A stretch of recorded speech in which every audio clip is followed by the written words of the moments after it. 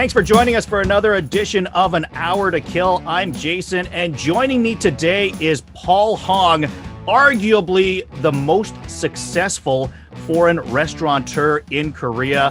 He is the owner of the Maple Tree House, a spectacular Korean barbecue that has multiple locations, not only in Korea now, but internationally as well. He's also the owner of Paulie's Pizza, Fat Noodle, and now he's even got his fingers in on the Vatos restaurants, which of course is one of the top Mexican restaurants in Korea as well.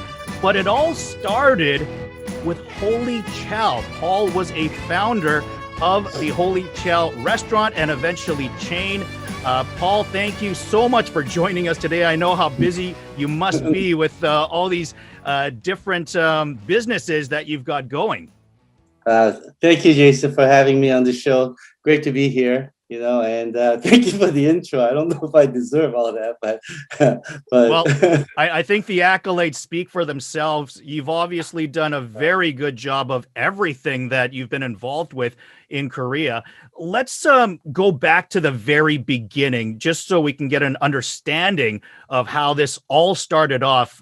You came to Korea, I'm guessing in the mid to late 90s, and somehow began Holy Chow back in 98 in Apgujeong. Tell us what the restaurant scene was like back then and how it came to be that you decided to start this restaurant. Sure. Okay. Actually, I came to Korea in 97 for a visit. My friends were working out here, so I've never been out to Korea, to be honest. Grew up all my life in Toronto, fellow Canadian like you. And it was just, I was in the restaurant business back home. And in 98, I decided to come out to Korea to open up a Holy Chow. It was actually in Itaewon, in the back road, the alley of the Hamilton Hotel. Oh, so that was the first location before the Apgujeong one. First one. It was a little mom and pop, maybe a 1,500 square feet. Korea was just coming out of the IMF. It was during the IMF, actually. And I want to just, I really like being out in Korea. I saw the whole, the food culture here. And I like every foreigners, expats, I went to Itaewon.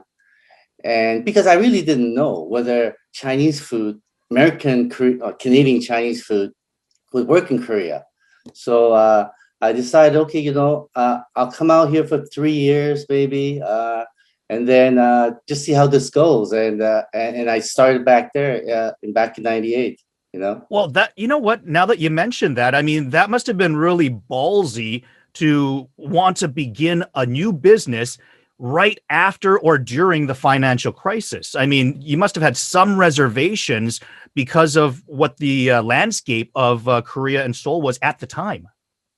I did, but I didn't know anything about Korea. And when I went to visit and hang out in Itaewon during my visits to Korea, I noticed that Itaewon was fine. I mean, all the expats were there, and to be honest, I had no idea whether I'm gonna just go back within 6 months, in a year. But I did know that Korean Chinese food was different than the Chinese food that we're used to back home. Yeah. And I just wanted to just basically spend some time out here. It wasn't to create a chain, sort of. It was more some personal, and also, I wanted to just live out here and see what it's like. And then I thought, the only thing I know is I know the expats and the foreigners know this food.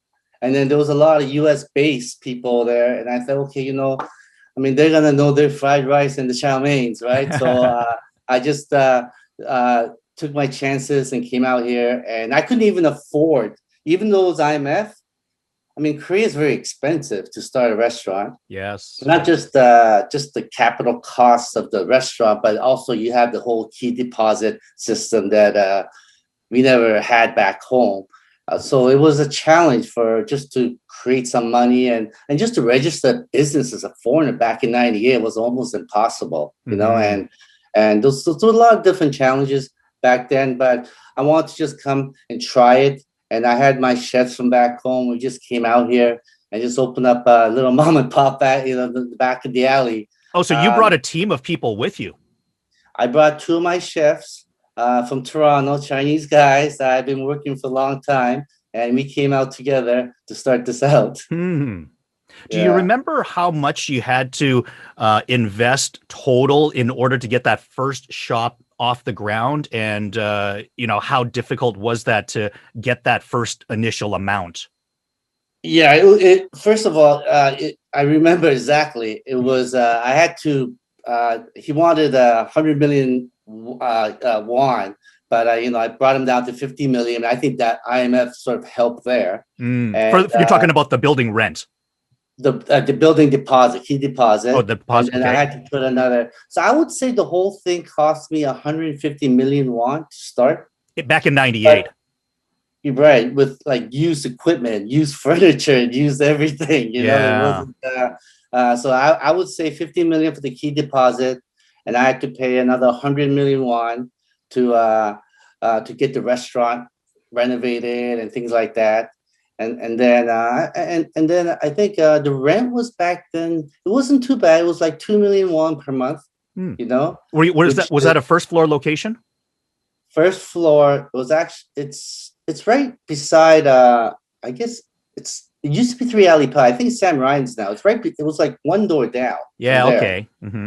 I know It's exactly right where you're there. talking. Yeah, and it was the only place I could afford, actually, to be honest with you. I mean, the main roads, they were commanding like 100 to 200 million won in key deposits. But not only that, they had the goodwill sort of payments if you want to go into a store. Because, Hmm. honestly, back then, Itaewon, even during the IMF, all the shirt shops like Hamilton and all these different bars, I mean, they were pretty busy, with the Hmm. foreigners. Yeah. I think on the Gangnam was a little bit different story, but Itaewon was its own little area, and I thought it was fairly busy at that time. So starting off with 150 million won, I mean, certainly that's still a hefty investment for the average person. How were you able to raise that money? Did you have any people investing with you as well? And how, I mean, certainly it's a risky proposition at the very least if it was just yourself. I actually, I mean, the money itself wasn't too bad because the won was pretty favorable back Ah, then, that's right? right. That's Yeah. one. And then, but my biggest thing was more like I couldn't speak Korean. I couldn't register my company as a foreigner back then. So I just wanted somebody here that was been in Korea. And so one of my friends from Toronto was working out here. So we decided to go in together as partners. I wish that was So me. I didn't come till yeah, 2000, but the opportunity yeah, I missed out. yeah. So that's how I started it back then. Okay, then Yeah, how did you go from the Itaewon location to the Apgujeong location? Were you doing both at the same time, or did you move to Apgujeong? Because that's the one that I remember. yeah. No, we started. The first year was very very challenging. It was tough. Uh, I even closed the store for about a month because one of my chefs ran away, and Oh, then wow. yeah, and then I had those problems, and also you couldn't get all the ingredients. So I used to fly to Hong Kong every 2 months and just basically bring in these egg noodles and different sauces that you need in a suitcase. We were doing that Wow. back and forth the first year, Uh-huh. and then it caught on with the foreign, all the expats here, and uh, parent, I guess a lot of Koreans that came over to they heard about this sort of American Chinese food kind of thing. Hmm. And we started getting popular. And then I think into our second year, we got really, really popular there back there. And then I had a bunch of people that wanted to invest into the company, wanted to expand it and things like that. And I ended up partnering with another friend of mine whose family owned the company, and then we decided to open up a second location in Apgujeong, and that was the big one. And Yeah. I mean that. So I did that in 2002. Hmm. Moved over there, and then we also, because of the demand, we couldn't take care of all the demand in the small location, and so I made the move into the Hamilton Hotel. Ah. Uh, so those were our two main flagship stores, and that all happened in 2002. Yeah, the So World Cup year certainly helped out as well. People were it spending did, money it here and did. there everywhere. Yeah, it was great back then, Hmm. So So, that's do you remember when did you know that, because to once again expand into Apgujeong, that had to take a significant investment as well. When did you know that that location was, you know what, this is a hit, we've made it, we're going to be big now? I didn't, Jason, to be honest with you, except, but I think the big thing was, we had a lot of celebrities, a lot of Gangnam, affluent, ajumas, I guess, that Do you would come remember over who all your the first time. celebrity guest was? Like, I find a lot of restaurateurs, they'll remember, like, Right? the first couple or the first celebrity that ever walked into their store. I remember a handful of them because I didn't know the celebrities back then. I didn't know who they were. Yeah. I had no idea. But I remember I think Shimuna, Lee Mm. Jung-jae, there was Ko So-young, Oh, and who else came? I think Chejin Shi at the time came. We had a bunch. Andre Kim was a big guy. oh, wow. The So was it one of those things where your staff was a lot more excited about these people coming in than you were because maybe you didn't, have the same emotional attachment to them? Yeah, no, I was in the kitchen making fried rice, and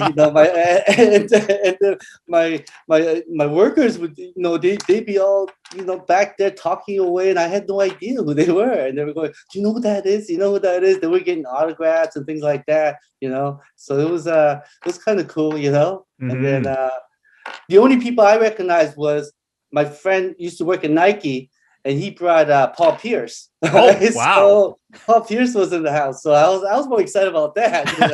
And I talked to him, got his autograph and things. So, but Nice. yeah. So then, and as time went on, more and more of them came, and actually, all my customers from the Gangnam side were complaining there was no parking. They were, why don't you open up across the river? What's wrong with you? That type of thing. So, I mean, I kind of listened to them, and I Hmm. took the chance, Mm. and thankfully it worked out for us. Yeah. And how many locations? I mean, like you eventually sold, the entire lot of Holy Chow restaurants, but how Right. many restaurants did you get to before you actually sold it off? We had six. We had five, plus we had one more under construction, Hmm. and it And was so in where were those 2010. locations? So we had one in Lotte-Road in Jamsil, we had one in Bundang, and we had one in Dogokdong near the Tower Palace, and those were our main five. That's the one And that I then went to quite a bit because I used to live right by there. So I used to frequent that one right, you all the remember on the time. first floor, right? Yeah, And yeah. and then yeah, and then so we had those five, and then I got a lot of interest from different funds and different companies, and we eventually decided. My partners were moving back home, back to the U.S., Canada, things like that. So we thought it was a good time, and in 2010, we sold a lot. I stayed on and built up three more restaurants for them, Mm. and so that was kind of like the history with So Holy Cow. how were you approached by these people that wanted to take over your restaurant? Can you talk about who it was, or can you talk figures at all, or what can you divulge to us about that transaction and Well, how it happened? okay. I mean, we did have a lot of private investors, a few different funds approached us. We didn't have it on sale, or we didn't Yeah. advertise it's on sale, things like that. And then as we went through the whole process for a couple of years, and we weren't comfortable with it. And then one of my friends who actually used to run the On the Borders and TGI Fridays, their family, I became good friends with one of the owners, and he introduced me to. And we ended up selling to a fund and with the SK Group. Okay. So I don't, and you know, and we're happy with what we got at that time, you know, things like that. So, but yeah, so that's how it kind of happened. So and then they ended up selling it off somebody else actually, Oh, you know. okay. And then you Yeah. were able, So and then basically you took those funds to begin Maple Tree, or was Maple Tree before the sale of Holy Chow? no, it was before. Maple Tree was kind of funny because you know in 2005, six, my one of my partners, his family has a house up in Samcheongdo. Hmm. And at that time, our plan was okay. Let's sell Holy Chow because I thought I was gonna move back home, to be honest. Ah. And what I wanted to do was I wanted to before this whole K food eruption back home, I wanted to open up a barbecue Korean barbecue, and Ah. we actually did it to learn. We go, you know what? Let's just open this one up. Let's learn how to do this really well, and then let's take it back home and open up a franchises. You know, Oh that was boy. our goal. And Serendipity, huh? no kidding, right? So it just yeah, that's what happened. And that's exactly what happened. You know, I mean, a couple of Gilpos trying to figure out Korean barbecue. I mean, it wasn't.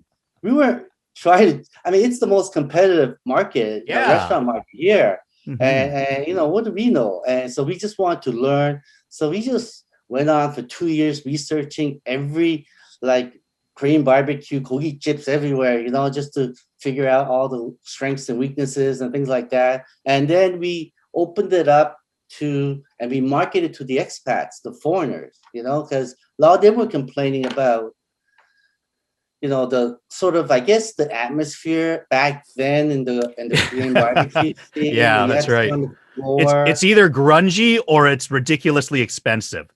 Right, right. And Yeah. then so they were complaining about the service level. They just thought, you know, even if you go to like I remember this one place called Pakdegami in Gangnam-yeok Yeah. and in Gangnam in Apgujeong, Yeah, in really Cheongdam-dong. popular. Right, Cheongdam-dong, 새벽집 and things like that. Yeah. And it just we just thought, you know what? I hate sitting on the floor and I hate like this guy smoking beside me and just all drunk. And you know, I hate the Yeah. service here, you know, things like that. And we were wondering why it was so expensive and why what you know, like one place would just sell beef and the Hmm. other place you had to sell pork and things like that, right? We just like let's just mix it all together. I mean, to us, Korean barbecue basically is like a steakhouse back home. Yeah. So I mean that's what it is. And at the end, we said, okay, you know what? Let's just try to figure this out a little bit and let's practice with our Holy Chow expat clientele, see if they like it. Because you know when they have friends from back home, they want to eat Korean barbecue. You know when they come here. Yeah. So that was kind of like the sort of like the loose strategy that we had, but mainly to learn about Mm. everything and how to make this right. And then it started doing well. And then we opened up a second one. And then we were like, you know what, maybe we can just do this with the whole expat community. Then we start getting all the locals to come and things like that. So it's done you know it's done pretty well over the years. And then we Yeah, to put it lightly. So your first well location was actually the one in Samcheongdong, because I yeah, thought the first yeah. location was the one behind the Hamilton. Right. So Samcheongdo was the first location, and in the Hamilton one we opened up in 2010. And that's basically, and that was kind of a random thing too, because I've had a long relation with the Hamilton owners, and Mm. they were just saying, hey, why don't you open up a barbecue house here, that type of thing, or they were asking me to take that space, Hmm. and I just thought, you know, uh, yeah, Itaewon doesn't really have a barbecue place. That was the whole thing, and Yeah, but you very know, true. and at that time, everybody would go eat Korean barbecue and come over to Itaewon to party after, you know? So Yeah. I go, well, what if you just set one up for them here? You know, just so it's easy for them to go to like Icha and things like that. So that was kind of like the whole thing. And also because I had such good relationship with them and they gave me such great space and they gave me Mm. great rent structures and things like that. So we just took a chance and that one just took off, you know. Yeah. That one did really well, you know. it's having a tough time right now because of COVID. But Everything is because of COVID, and we'll get into that in a moment. But Okay. looking at all your locations, so how many locations of the Maple Tree House do you have now? Because I know you're international as well now, right?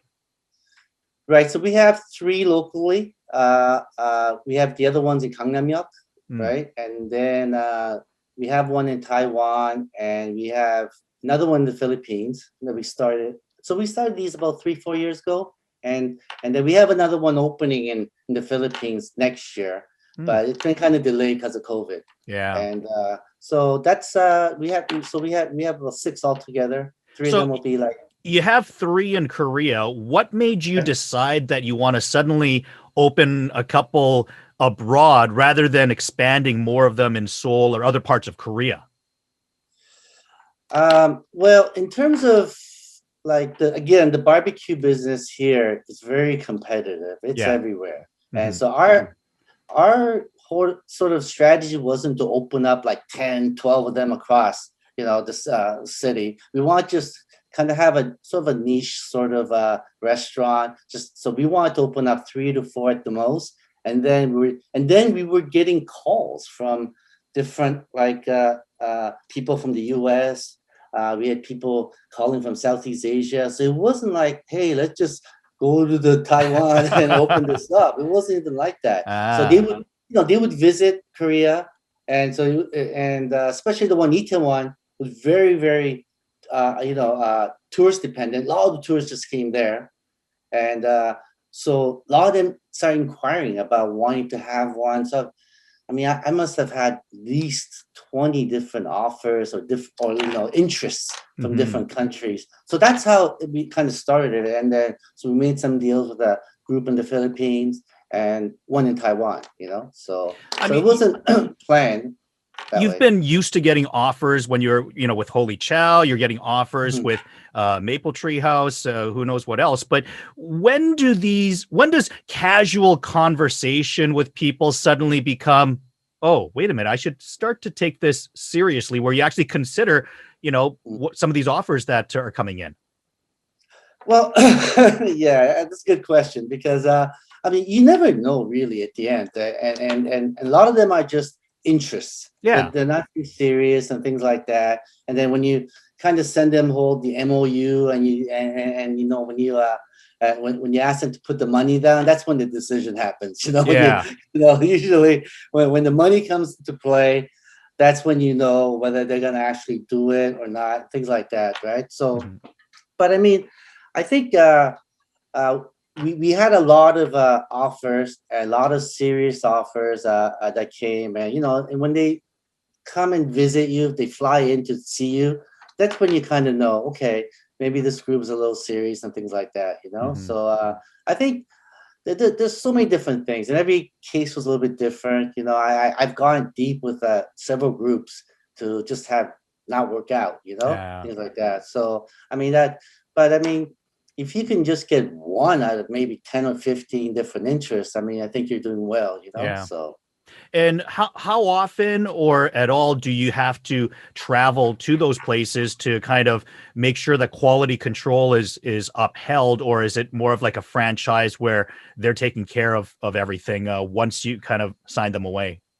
yeah, they're a complete franchise, 100%. Mm, But we do go twice a year okay. to take care of things. And then there's certain things that they can't get, certain like different sauces and things like that, or quality certain brands Hmm. that we ship to them on an annual basis. Yeah. So. Or do you ever do anything where the menu changes and therefore you have to go and train people on different menu items or anything like that? Oh, absolutely. That's what we do. When we go down twice a year, we upgrade their menu for them. We do quality control, and and they have millions of questions to ask and things like that. So we try to do that twice a year. Now, you said that you originally did this because you wanted to open up a barbecue place in Toronto back home, but when you expanded Yeah, internationally, yeah. you never mentioned Toronto. Is that still a dream that you have, or is that something that's been lost up until someone with deep pockets comes knocking? No, no, we were up till this whole COVID thing. I mean, we were I wanted to open up in Toronto and Vancouver, actually, because I just find my other partner is actually from LA, and LA is, LA has their food, Yeah. their Korean food is very good, right? Hmm. So I thought, but I was always disappointed. Every year I go back, when I go to Toronto, when I go to Vancouver, I mean, Korean food's it's It's not it, bad. That's I it's have to pretty agree. bad, as you know, Jason, right? It's not. Especially for the amount of money that you're paying compared to what you Right. get bang for the buck here. Yeah, and then the only other problem with opening over there is the cost. Actually, it's it's probably, I would say, 2-3 times more it would cost, just because of the whole safety issues and the Yeah. different type of ventilation that you need to put in there. Um, I mean, insurances are just really high, and also, a lot of them won't let you use like charcoal Yeah, I was going at to ask, is the it if it's table. even possible to do it the exact way that you do it here? Because I've never seen a charcoal barbecue in Canada. It's always gas. Uh, yeah, no, you can't. So, there's different things, a little substitutes, not the same, it'll never be the same, but they have like different little rocks that they use and things to create that taste. But again, over there though, it's more like marinated beef that's Mm, more popular. yeah, So that's not as bad when you cook it on gas and different type of that's uh, true. little rocks that you could use. So I think, Mhm. but yeah, I mean, but still, I mean, there's other things too, other things in the menu. I just felt like, it could be definitely upgraded. So, but yeah, but no, I mean, we'll see what happens the next couple of years, and whether if I decide to move back, permanently, that's what I like to do. I like to open up a Korean barbecue restaurant there. Nice. So, Let's talk about Polly's Pizza as well. yes. How did that get started? By the way, one of my favorite pizza places in Korea, certainly. So I would Oh, love to thank know you. exactly what's going on over there. What are you Thank putting in you. the sauce? No, no, actually, Polly's kind of started because after I sold Holy Chow, I had the maple tree. I was running the maple tree, and I was looking for sort of like the next sort of things, food sort of things in Korea. I mean, one was actually Mexican at that time.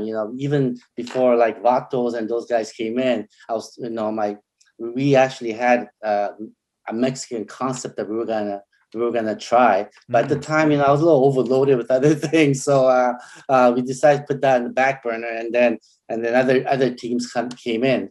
But with Polly's, I mean, so at that time in 2010, I found that there were two markets I really wanted to do. I mean, they didn't have like upgraded New York style pizza and things like that, and two, they didn't have great burgers. It was yeah. just McDonald's and Loteria and things like that. So the one I'm good friends with him now, but what I really liked Brooklyn Burger. I Yes. mean, he's a good friend of mine, and he had a small shop in Saremar, and Hmm. then and the only other one was in Gangnam-yeok, was the Brick Oven Pizza. Yes.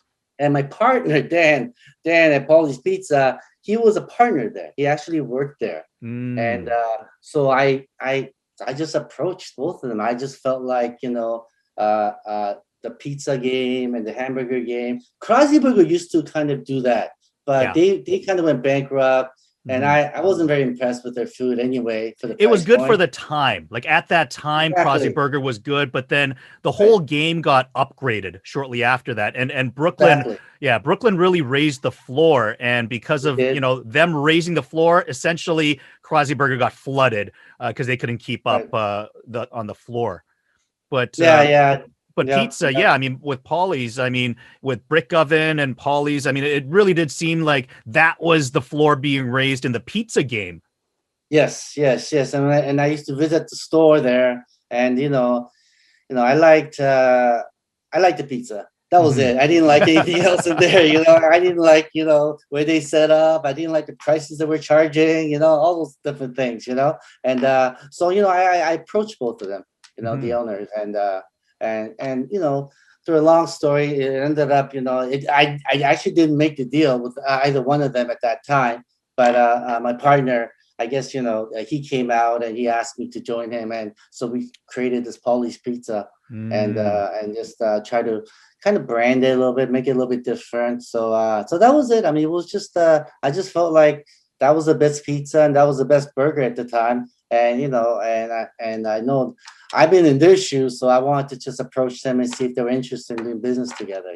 Yeah, I guess being the other side of the coin in that sense. So with pizza, I mean, is there a key that you think Paulie's does that like normal pizza places before then wasn't able to do? What's the secret to making good pizza with what you guys are doing?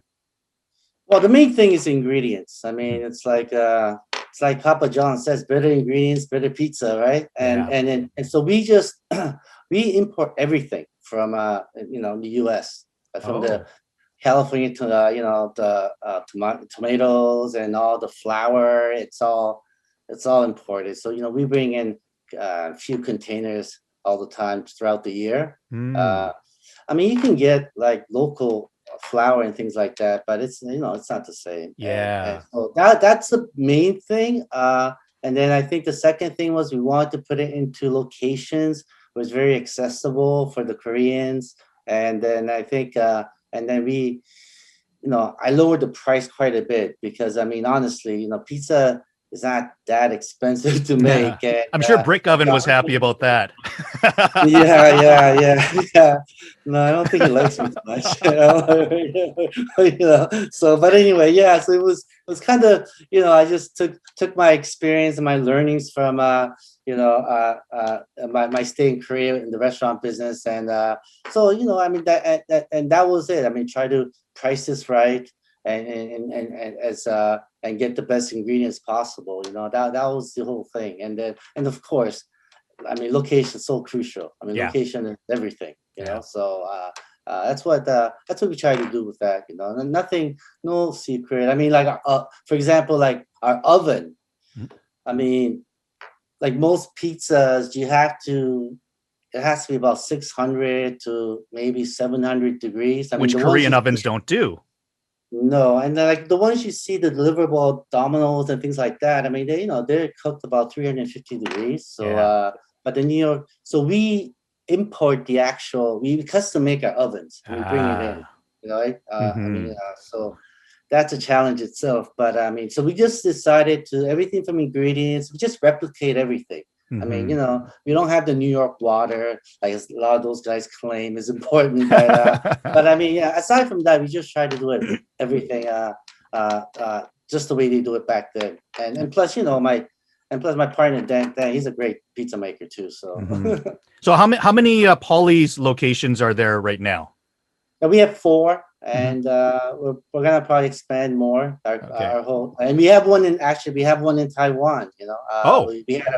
We opened our first one last year in Taiwan. Wow! So it was actually a similar group that did maple tree down there, but they had another, I guess, group of people that came out to Korea and they really liked the pizza. So we opened up our first branch last year. Okay, well, I know about the Paulie's in Chongno and Express Bus Terminal. Where are the other 2?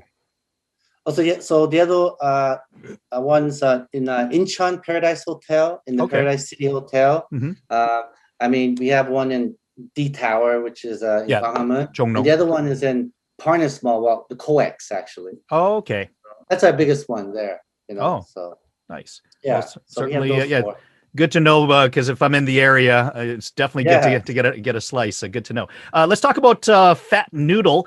I remember Robbie Wynn from Southside Parlor bumping into or reading about his stuff on Facebook, and then he was telling me that he was partners with you with this enterprise, and I was like, oh, okay, well, you're with the master. How did you guys end up together to be a part of that project? No, actually, Robbie's a good friend of Dan, my partner from Paulie.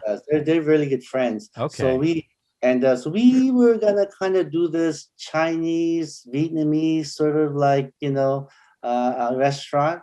So we did that at D Tower, and actually we're involved, but now we have another group that's kind of involved with the Fat Noodle too. So I don't think I mean, we'll probably end up opening one. We're thinking of reopening another one over at Chungtech near the American base. Okay, yeah. That's what we're doing right now. So, but yeah, I mean, that's it's not it's not the one. I kind of didn't want to go back into Chinese, to be honest with you, after, right? So, That was but the yeah, itch that you had to scratch. yeah. So I mean, but it was it's a tough one to sort of expand. So our plans were just to make a couple of them, and at this point, probably we'll it won't take. Now I've joined Vatos. I mean, it's taking up all of my time doing Vatos and Polys right now. So yeah, Yeah. so we'll probably put that in the back burner a little bit more than the other restaurants. That's our Mhm.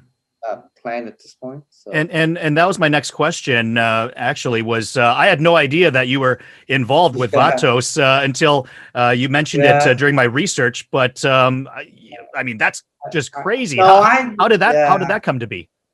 Yeah, no, I don't like. I'm kind of the background guy. I don't like being the front.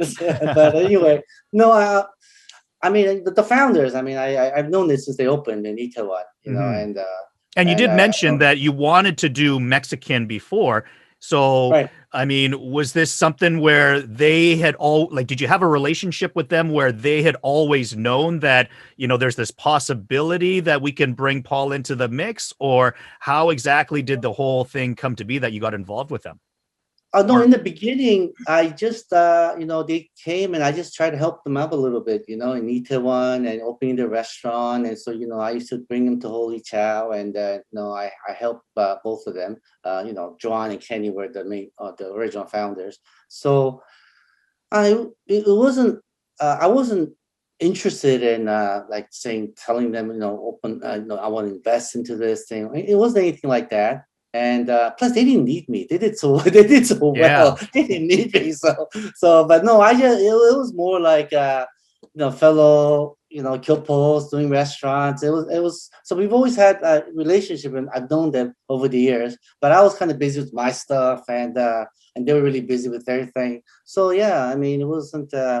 I wasn't interested from the beginning to like invest into this or anything like that. Yeah. And then you know, I think there was some ownership changes at Vatos that happened, a couple of years ago, and I mean, and one of the founders, just approached me and asked to join, and that's how I got involved with Vatos. That's it. It's as simple as that. You're just there one day, and Juan, I guess, came and approached you, and it was just a simple hell yeah. I mean, obviously wanted to be involved with that, but so there's nothing really that led up to that. Just like a passive phone No, it call. wasn't like that. No, I think at the time, Juan was looking for partners and investors as well, and Mm. it just I don't know. It wasn't. I don't think he planned or I planned it. It just it just happened. So It just made and sense. yeah, and then and I was interested. I've always liked the brand, and I just wanted to see if I can maybe help the brand out a little bit. Hmm. So that was it. Well, every parent says they love all of their children equally, but every parent knows that you always like one child a little bit more or differently. When you look at all of your babies, do you have one that kind of holds a dearer place in your heart, or something that you just kind of have fonder memories of, considering each of the businesses that you've owned? Well, no, yeah. I mean, I was really emotionally attached to Holy Child for a while, and I had a hard time selling it. I mean, and then, but I got some good advice. I mean, you can't get emotionally attached to your business. You have to always have an exit plan, and things like that. So, and then, so even when I sold Holy Child, I went through a little bit of depression for about a year and a half, knowing that this is someone else's, and things like that. And maybe that's why, even though I was doing Maple Tree, I was looking for something else. I was looking for a new child, right? Hmm.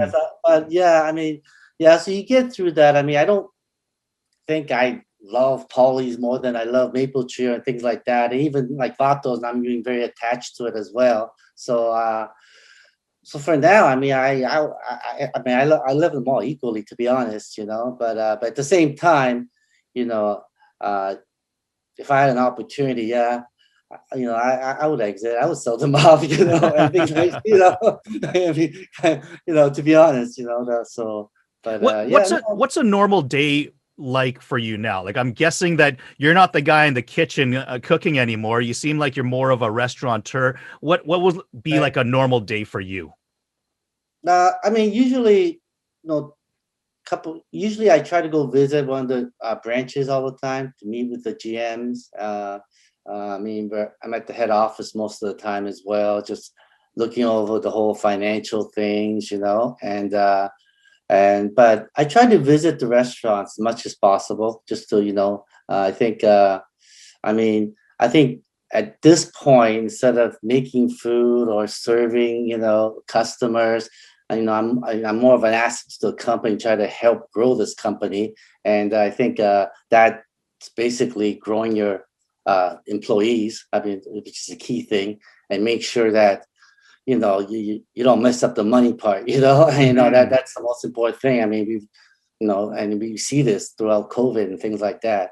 And I think I'm more focused, and then also developing the business. And I'm always with my partners. We're always looking to upgrade the food. I mean, we were really involved with trying to upgrade the food at Vatos and just get the price point to just better beef, better things like that. And also try to give a good value proposition to the customers. So we don't, I don't believe in overcharging and things like that. I believe that, certain costs should be at certain points, of the business. I think so, but it's pretty much, 7 days, just go around, and things like that to all the restaurants. So there's not really a typical thing, but a lot of times, like when we open up new restaurants and location hunting, I do a lot of that.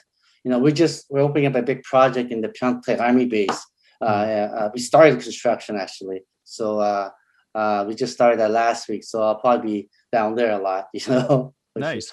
So when yeah. you look back on everything that you've done in the restaurant business, I mean, you started off essentially more in the kitchen, like you mentioned, and Mhm. being busy right behind the scenes, but eventually, what would you say has made you successful? Your cooking skills, your business savvy, like I think there seems to be a lot of different things that goes into a restaurateur. And would you say that the cooking side of it is more or as important compared to being a good businessman, a restaurateur? What is it that's made you successful? Okay. Well, I mean, I'm not a cook by trade. I didn't go to like CIO or anything like that. But I think obviously, you're not selling jeans. You're selling food, so the food has to be really important. Hmm. So I want to learn about everything. So I mean, the hardest thing was the Holy Child Kitchen. Cooking Chinese food is is very challenging. So I really wanted to learn how to be a good cook, just in case I need to go into the kitchen. I just wanted to learn everything about the business. And so I think that part goes without saying. I mean, having good food and at a good value to be able to sell to your customers is important. All those things, quality control and things like that. But a lot of them, a lot of chefs open up restaurants. They're great cooks, but they don't succeed in the long run because one, they don't know the business part, Yeah. and I think that's really really understated. You have to Hmm. really figure out the money part because it is a business at the end of the day. And I think a lot of them don't save up for rainy days. They don't um or they don't finance it right, and I've seen so many different successful restaurants in the first 2 3 years in Itaewon, for example, just to have it all be gone and within a couple of years, right? So I think that's really important. And the other aspect that's really important I try to do is you can't do it yourself. I mean, if you want to create this expansion, you can't do it yourself, and you can't have this big ego thinking that you can do everything and it's got to run through you. I mean, I've learned over the years, no, I need a great team. Hmm. If I'm the quarterback, I need that running back, I need my receivers, my tight end, I need a great offensive line, for example.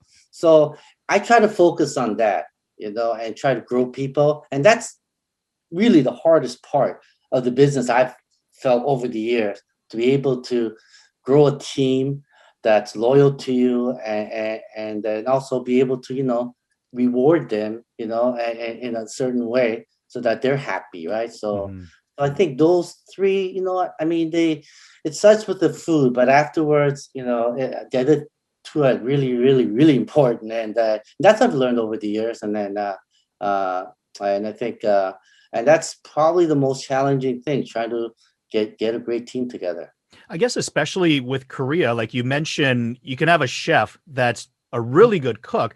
But one Mhm. thing I've learned about Korea is it's so trendy here that people will Yes. like one food one day and people are just going crazy for this one particular Right. restaurant or dish where they're lining up for 2 hours for it. But within a couple of years, that's yesterday's news. And how can you keep those people coming back to your restaurant when the country, the culture is so trend driven? Right. You're right. I mean, there's so many different trendy restaurants, the fusion sort of thing. Like they fusion everything here. Mhm. Maybe I'm just old school, but I just try to stay with like Chinese food, pizza, things like that. And I think, I mean that's the two most popular food in the world is Chinese food and pizza. So I think and and I think one of the reasons I started the Chinese food back home was when I was in Toronto. I noticed my parents would only go eat Chinese food with me. They wouldn't go have burgers with me, things like that, for example, right? So I think that I try not to make anything fusion. I just try to keep back the classic sort of food, and I don't know like uh, if it's fusion is something that I want to get into because I just find that it's like you said, the trend is so different here, and then it's like everywhere. I mean, you'll have this different type of foods of like fusion, Korean, English, whatever it is, right? And then so I just try to most of the time just keep with the basic food that I know that sells well, and I think with researching, like I mean, Mexican food actually was something I was debating about because Mhm. I was like pizza I had no doubt about burgers. I mean the Korea I don't think it's gonna go out and eat. It's not a fad. I just Yeah. want to make it better, right? Mhm. And I was a little worried about Mexican food and how much that's gonna go, but it looks like it's kind of come mainstream. I still don't think it's the same as Mhm. like a burger, or a pizza in Yeah. Korea. But yeah, so I mean, so I've been trying to stay away from fusion. Like I met a lot of different chefs that create these fusion things, but at the end, I think I just try to keep it very classic, type of food, and I think, I mean, honestly, I think it's a whole value proposition of like the food that you get at the price that you pay, and that's the biggest sort of trend I look at, from a consumer perspective, is Yeah. that am I gonna pay for this? How much is this worth? Is this any good? So Mhm. yeah, so there, but yeah, Korea is much different than back home, for example. Yeah, I think, when you mention pizza and burgers, like it's not going to go out anytime soon. You know what I realized when you said that is Mhm. Korean kids love Yeah, eating burgers and pizza. So like that, they're going to eat it at a young age and grow up with it sure, and still eat it sure, as an adult. And I think when you mentioned yeah, those two foods, that was something that kind of clicked and said, yeah, you know what? yeah. You're totally right about that. One thing I did. Chinese food too. Like Yeah, I yeah, mean, yeah, absolutely. that will never go out of style here. And Like jampong, that's right. jumbo, exactly, right? So yeah, I just try to keep to those. Yeah. So you know, Um, let's talk a little. We briefly talked about it before, but let's talk about how the virus has been affecting your businesses and the Mhm. industry as a Yeah, whole. I've spoken with some people. I talked with Ryan Berta of Route 66 a little bit about it, right. as well as Joe McPherson, of Sure, Zen sure. Kimchi and stuff. But I mean, I think you probably got a better pulse as to what exactly has been going on with the number of businesses that you've had. So, how big, how dramatic is the effect that the virus is having? Uh, no, it's huge actually. I mean, it's like it's like driving along and just falling off a cliff. That type of thing. And I think I mean, it's changed. I mean, it's completely changed. It's gonna change. I mean, we noticed like, Coupon Eats and all those different, I mean, everything's delivered now, right? So I think out of the three concepts, I mean, Polly's, it's the pizza, Vatos, they're more um, the deliverable, first of all, Hmm. and secondly, I think they attract more younger crowd who have been out more, out and about eating, dining versus like the older ones. Maple Tree was, I mean, it was very dependent on tourists and two, uh, like, company functions, 회식s. Yeah. So, and, now obviously you don't go to, it's like the steakhouses back home. I mean, McDonald's is doing well, Subway's doing well, but Morton's, Ruth Chris and these guys, hurting. So it's pretty similar. So, I mean, that one probably is, it's probably the toughest one for us right now at this Hmm. point. And I think and then the other two, I mean, they've all fallen. I mean, it's no, it's I don't think anyone except maybe like Subways and this different things, the fast concepts are deliverable. I mean, can you give Another us an one, idea of how bad it's been? I mean, like, for instance, you said Maple Tree's been hit the worst. I mean, have you guys right? been losing money month on month, or have you guys been able to stay afloat and its profits being lost, or are you guys literally like, if this goes on for another 2 years, are you guys all out of business, or like how bad exactly is it that we can kind of get an idea? I mean, I think Maple Tree probably, I mean, just to the top of my head, I mean, it's gone from maybe 50% to 75%, in drop in sales. Uh, and I think in terms of like what I mean, we're okay financially. This is that whole financial rainy day. You got to save up, and also I think I've been fortunate.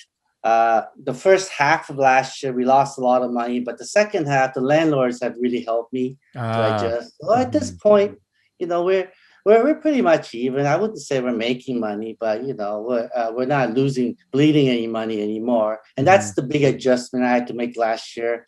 And so that's the story with Maple Tree, and plus, I mean, we were fortunate that we have uh, franchise in Nashville to help us financially, Mhm. with the losses here. But Mhm. until like the whole tourist and the whole company functions kind of come back, I mean, it'll be challenging for sure. Mhm. Um, and Polys and Vatos actually, the whole Itaewon has been kind of bad, and I think Yeah. that really hurt like Maple Tree, Itaewon, and Vatos, arguably probably the two the highest grossing restaurants in Itaewon, Yeah. prior to COVID, Mhm.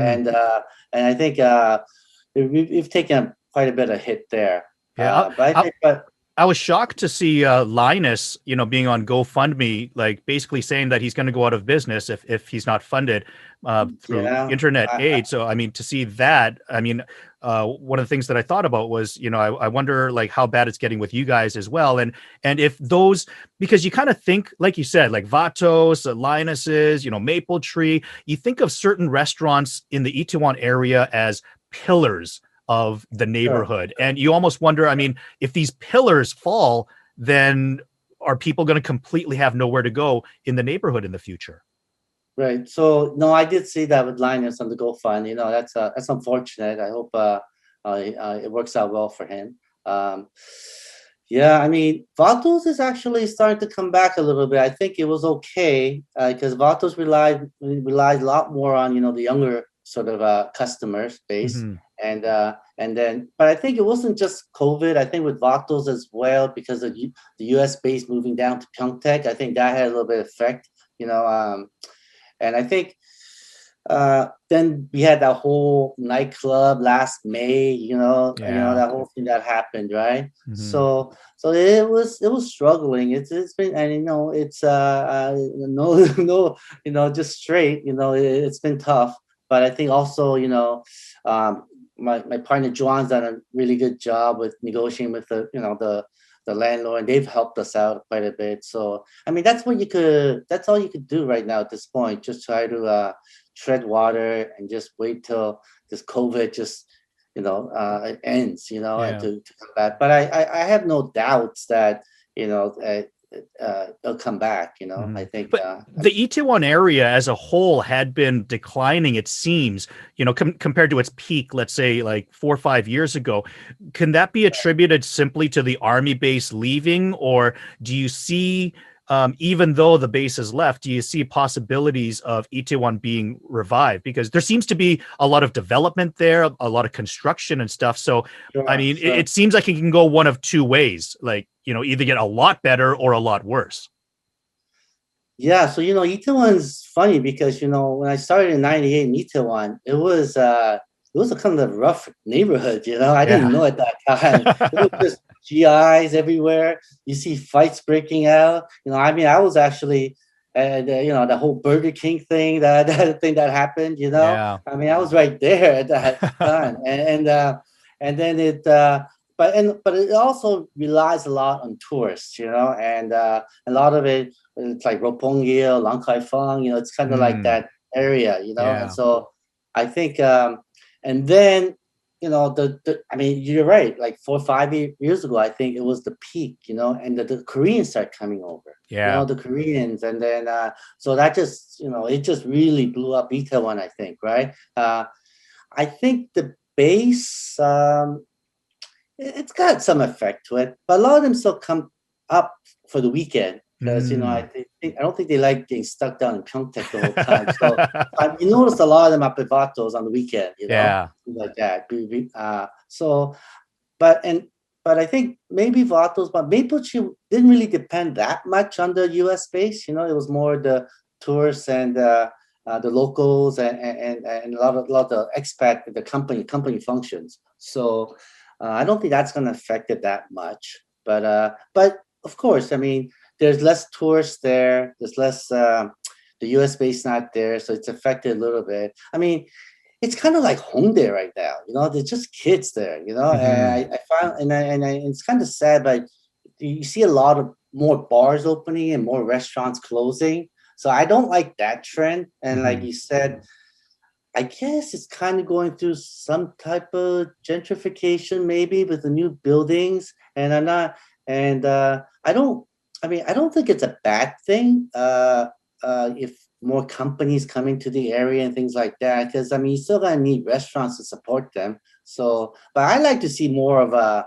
I mean, there's a lot of these smaller bars, that that it just seems like the back alley. Actually, I mean, I don't know if there are any restaurants back there except us, Hmm. and they're all kind of like this bars, sort of like restaurants, but they're not really restaurants; they're more bars, right? Hmm. So I noticed and all the younger Korean kids, they're hanging out in those places, right? I Hmm. like to see more like different bars, like whether it's like Route 66 and the different type of bars. I like to see more of the expat bars open up because I think that really helps the neighborhood. Yeah. And a So lot because of them I, have closed down. I mean, if you look I at, know, Gecko's I know. being gone now, Right, the Wolfhound has original been shut down geckos, for a bit. yeah. Yeah. So it's Yeah, like sad to the see. old school guy. Yeah, especially geckos and wolfhound. I Yeah. grew with those guys too. And it's sad to see them. And I was hoping, whether it's Sam Ryan's, all these different ones. I hope there's more like expat bars that come out instead of this sort of like the Hongdae sort of bars that's opening up. Because I don't know how long that's gonna last, but you kind of know back then with the army base and all the expats hanging out in Itaewon, you could depend on them. They're not going anywhere. They're Yeah. not gonna go to Gangnam to hang out all of a sudden, right? So that's what I like to see in the future, and Hmm. so I hope that it happens that way a little bit more.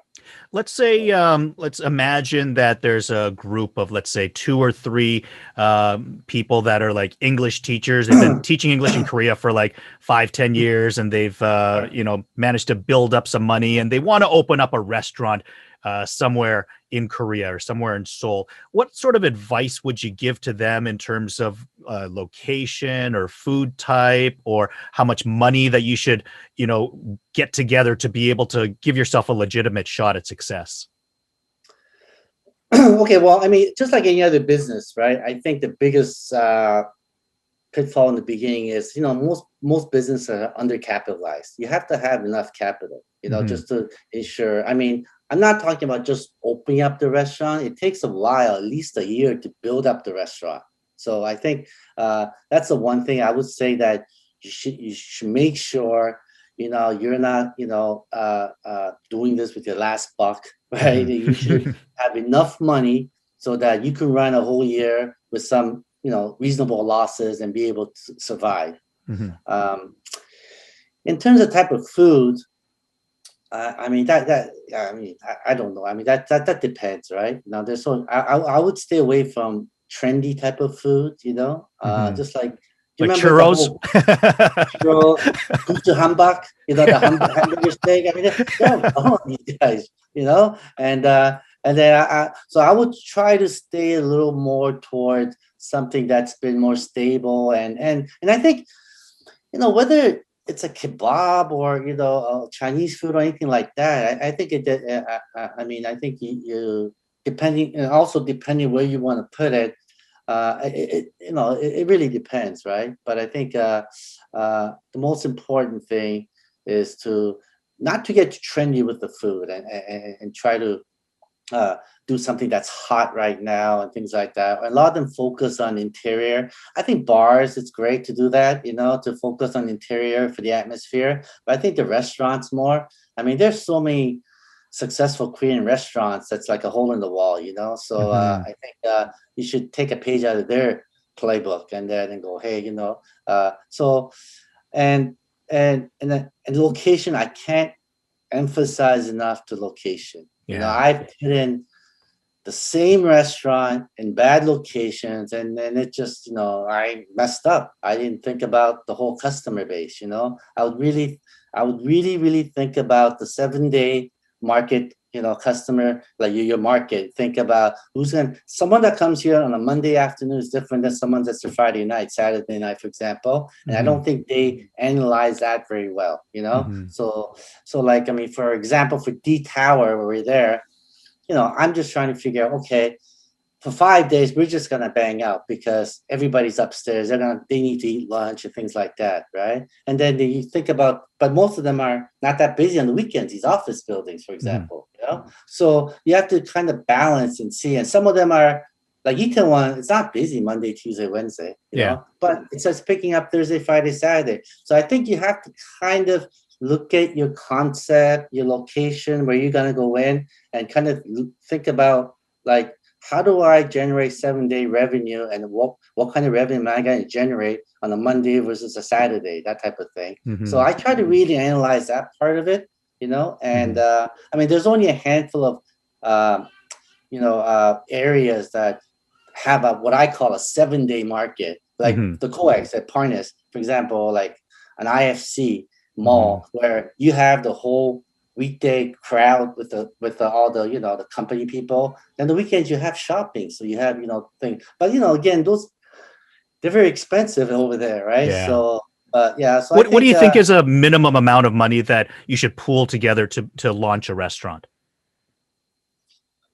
Okay, I mean, obviously it depends on your location and the size of your restaurant, but I mean, just like a small place, like a starter upper for, let's say, a group of 3-4 guys that had just been teachers here for a while.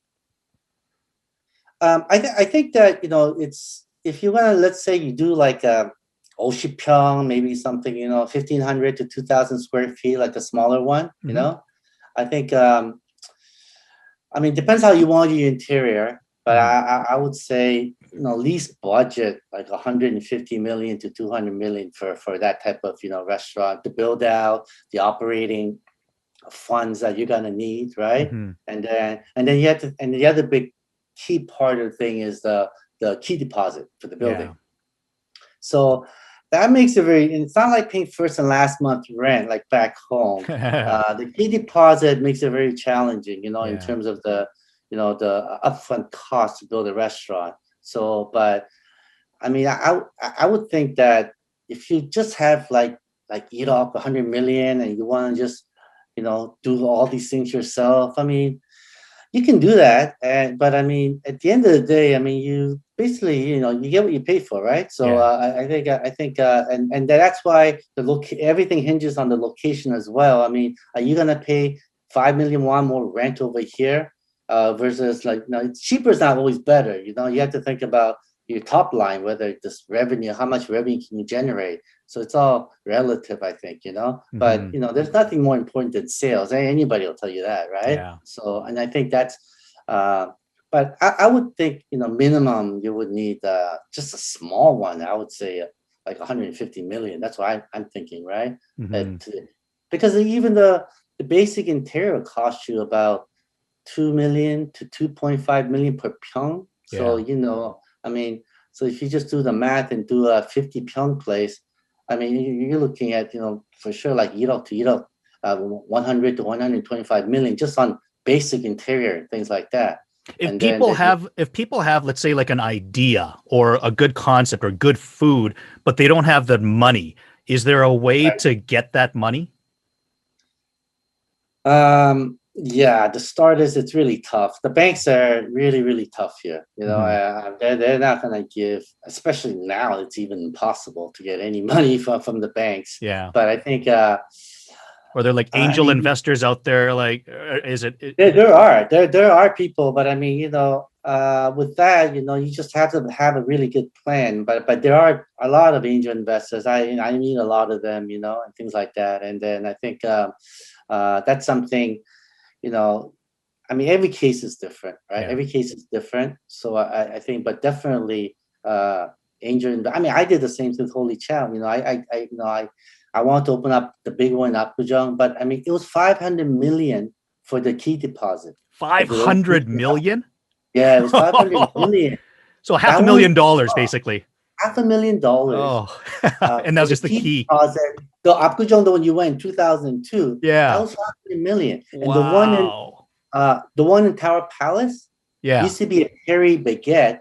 Yeah. That was, that was basically $10 million. $10 $1 million? million, $1 million, $1 $1 million. million. Oh my God. Yeah, So like Shibok. Shibok for Wow. the key deposit only, right? I Yeah. mean, so now, I mean, but those were kind of like sort of like prime time locations, so you Yeah. want to pay that. But I Mhm. mean, it's the key deposit is a big, thing, to Yeah. start with, so that's why, I decided, well, do I open up another mom and pop in Apgu or something like this, or do I try to create this and go then take a big shot to try to hit a home run with it? Yeah. And so I ended up, at that time selling half of my company, the Holy Mhm. Chow, And to you get were selling that investment. half of the company to people that you didn't know, right? Like that you didn't have a relationship with prior.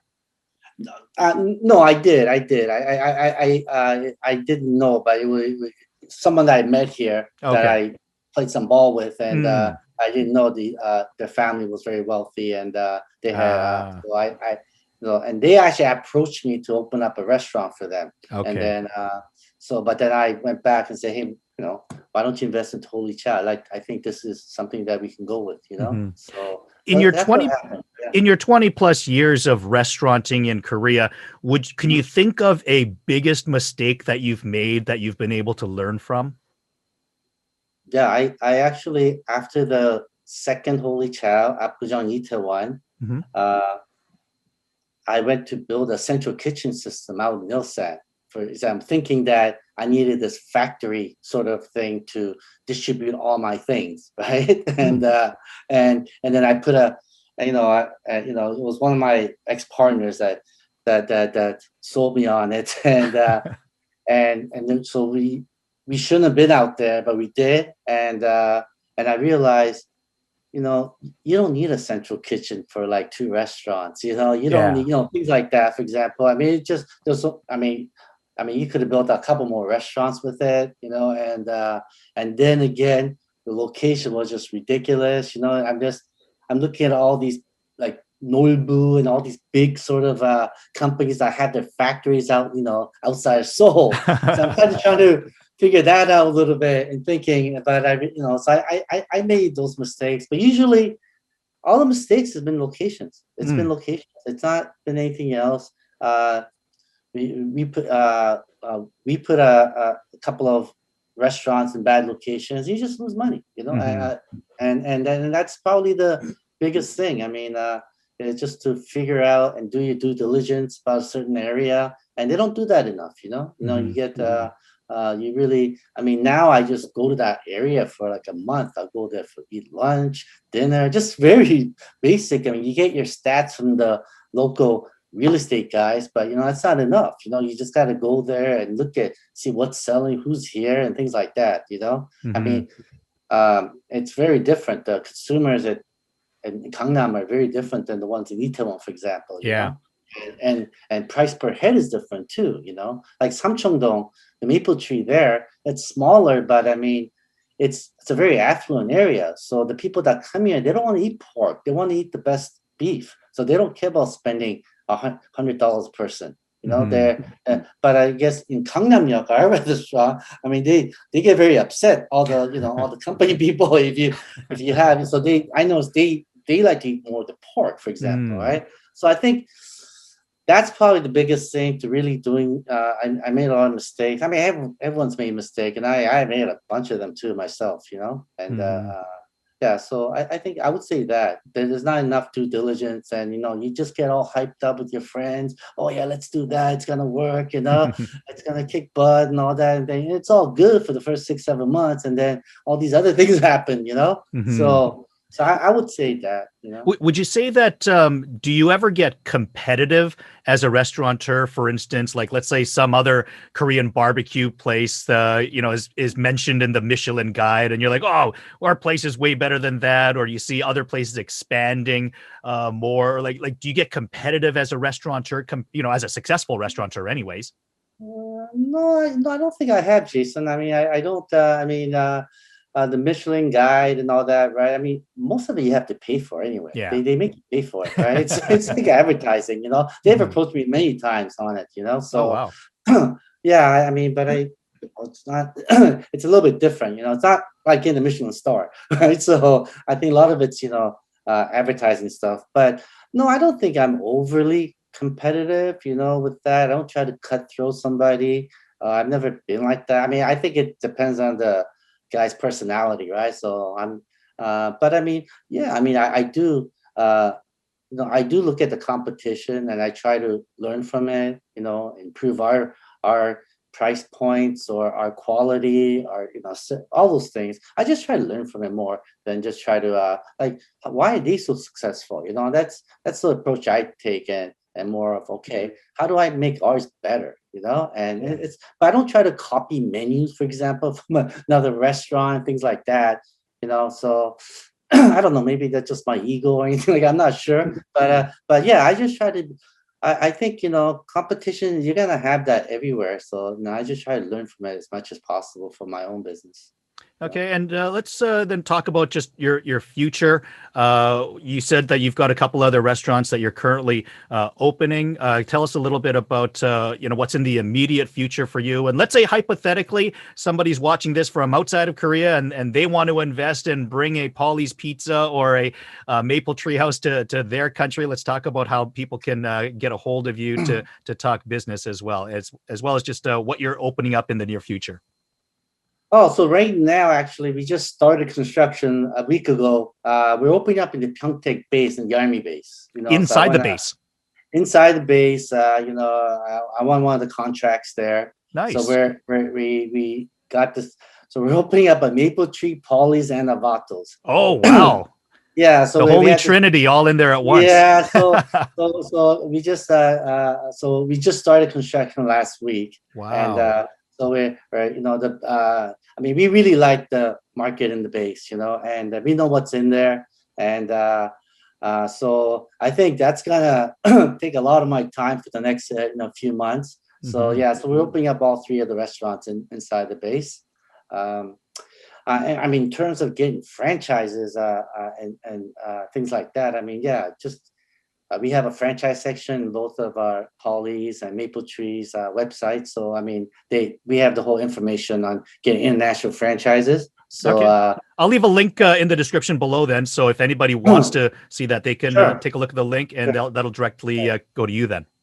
Yeah, and I think for Vatos and Polys, I mean, I'm always looking to expand those two to different areas. So we're constantly looking right now. Where we think that we hope that this will be the last year for COVID, and then and then there'll be a lot of pent up demand, things like that. But but because of the fact that we do a lot of delivery business for Polys and Vatos, so I think we're gonna focus, try to open a few more of those. Do you ever consider yourself an angel investor if someone's got a good restaurant idea or good recipes and they're looking for someone to back them? Like, is that something that you're ever interested in? Oh yeah, sure.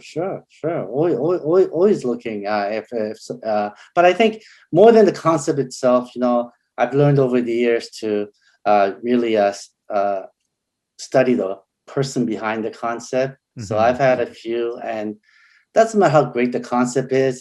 For me, it's more about that person, whether, first of all, whether we're compatible, and two, I mean, money's money. They can get money in all different places. But for me, and concepts, I mean, there's nothing that's not, no one's going to invent anything new, right? So if I really like somebody, or, my partners, I really like somebody, I mean, yeah, definitely. I mean, we would be interested, doing something with them. But I think it really depends on and I try to focus on the person behind the concept, Perfect. Yeah. Paul, thank you so much for taking time with us today. It's been an absolute pleasure and so much insight that I think we were able to gain. And if you're watching this and you've enjoyed this interview, please give it a thumbs up by clicking on the like button, and make sure you subscribe to the channel so the next time that I upload another interview like this, for the next time that you have an hour to kill.